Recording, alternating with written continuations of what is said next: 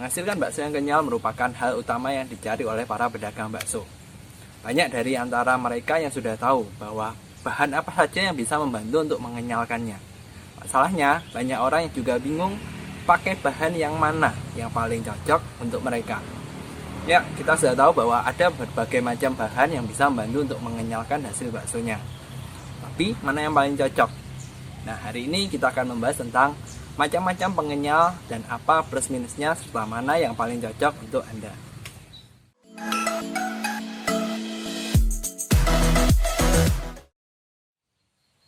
Ada 3 bahan yang bisa digunakan untuk meningkatkan kenyalan bakso. Yang pertama adalah telur.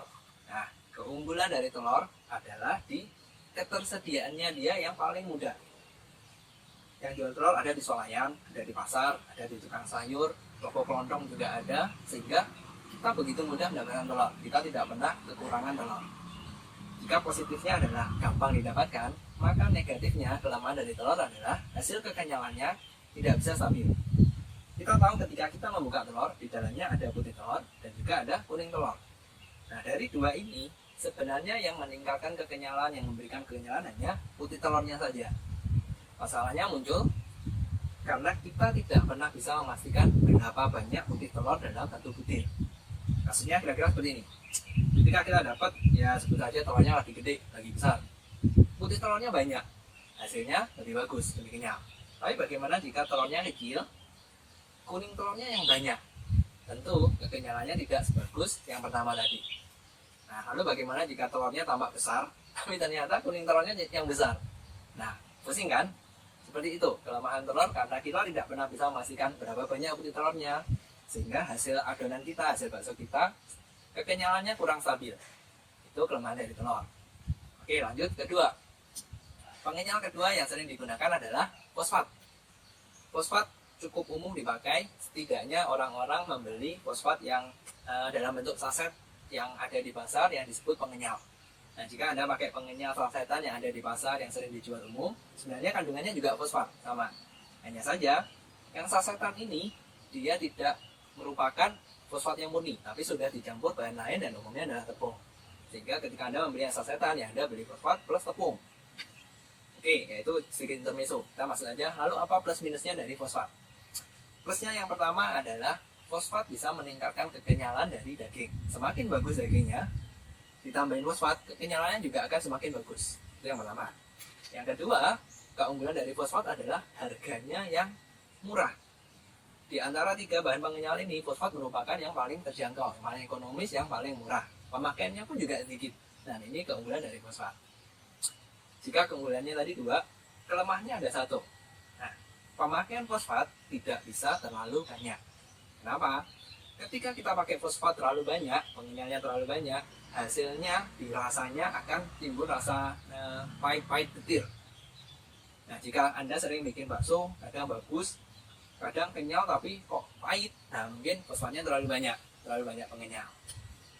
Jadi menggunakan fosfat harus dibatasin sesuai dosis. Idealnya adalah 0,3% hingga 0,5% per adonan, atau gampangnya 3 gram hingga 5 gram per 1 kilo adonan.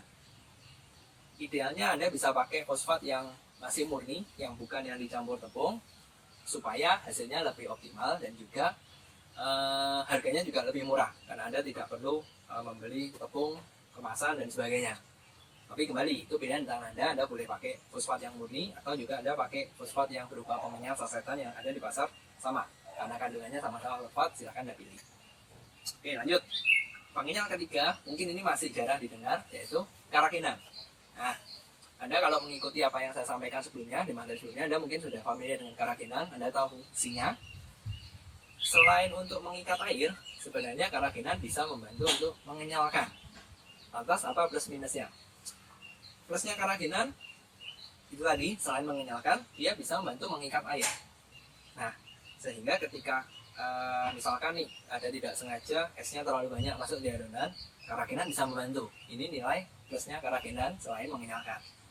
Negatifnya adalah harga karakinan paling mahal. Di antara 3 alternatif tadi, telur, fosfat, karakinan harganya yang paling mahal. Nah, jadi ada 3 pengenyal tadi, silakan Anda pilih yang mana Anda mau, yang mana, 3-tiganya bisa.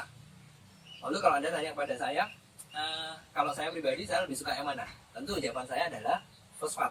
Kenapa? Karena satu, pemakaiannya sedikit, harganya paling murah, dan dia juga hasilnya pun sudah cukup optimal. Kenapa saya memilih fosfat? Karena saya membayangkan ketika saya menjadi pedagang bakso, tentu saya tidak hanya butuh bakso yang kenyal, tapi saya butuh bakso yang kenyal, harganya pun juga terjangkau. Jadi harus balance nih. Kenyal saja tapi mahal ya susah jualannya. Tapi kalau murah, hasilnya nggak kenyal, juga orang nggak suka. Nah, karena harus tengah-tengah, maka saya pilih fosfat. Selain harganya yang murah, terjangkau, yaitu tadi, hasilnya pun sudah cukup optimal. Tapi kalau Anda mau yang idealis nih, paling bagus yang mana nih? Ya Anda bisa campur ketiga-tiganya. Atau setidaknya Anda kombinasi dua, hasilnya akan lebih bagus. Tapi kembali, semua pilihan dari masing-masing, Anda perlu pertimbangkan, tidak hanya kenyalnya, tapi juga di harga. Oke? Jadi ada 3, saya ulangi lagi, telur, plusnya gampang didapatkan, negatifnya susah untuk stabil karena kita tidak pernah tahu ukuran dan putih telurnya berapa. Yang kedua adalah fosfat, plusnya adalah harganya hemat, paling murah, negatifnya adalah pemakaiannya harus kita batasi. Kalau terlalu banyak bisa menghasilkan rasa yang pahit.